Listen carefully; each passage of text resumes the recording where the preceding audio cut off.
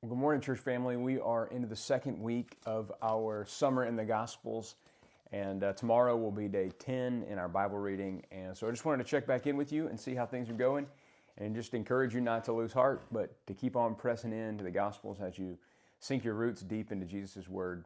Today we were in Matthew chapter 10, which I really loved. It was really encouraging to me to read that whole chapter.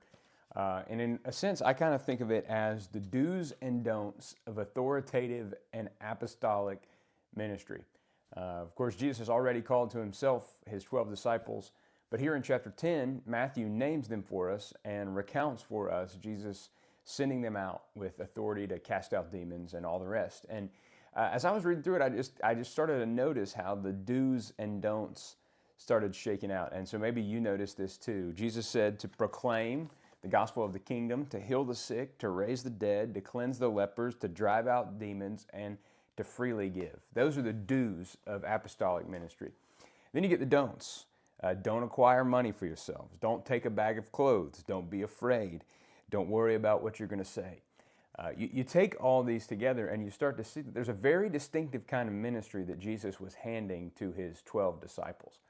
And the question is, how do those directions apply to us today? The commentator R.T. France said it's likely that Matthew viewed the principles laid down in Matthew 10 as applicable for future generations of disciples as well, for people like us. The question is, to which of the commands do we need to apply to our lives in some kind of bridge setting? Like, are we all going to raise the dead, or is there some kind of principle there? And so what I kind of have thought about this morning, and I wonder how this hits you, is I think that when it comes to the do's and don'ts of the life Jesus has called us to live, the things we are supposed to do always advance the kingdom of Jesus.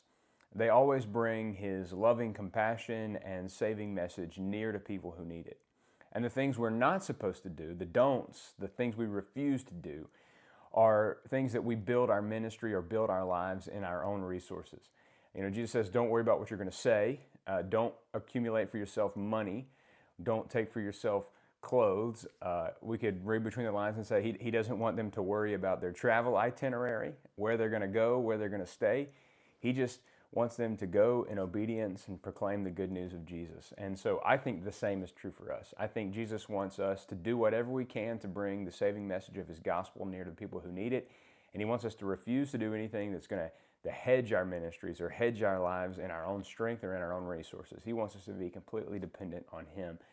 And I want to do that. I want to live my life completely dependent on Jesus, not worried about where I'm going or what I'm supposed to do, just being faithful right where he's planted me. And I know that's what he wants for you this summer. And so I'm praying for you that as you sink your roots deep into Jesus and his word, that you will find all the life-giving resources you need in him to bear fruit for his glory. And so I hope you enjoyed Matthew 10. Hope you'll stay with the Bible reading, and I'll talk to you soon.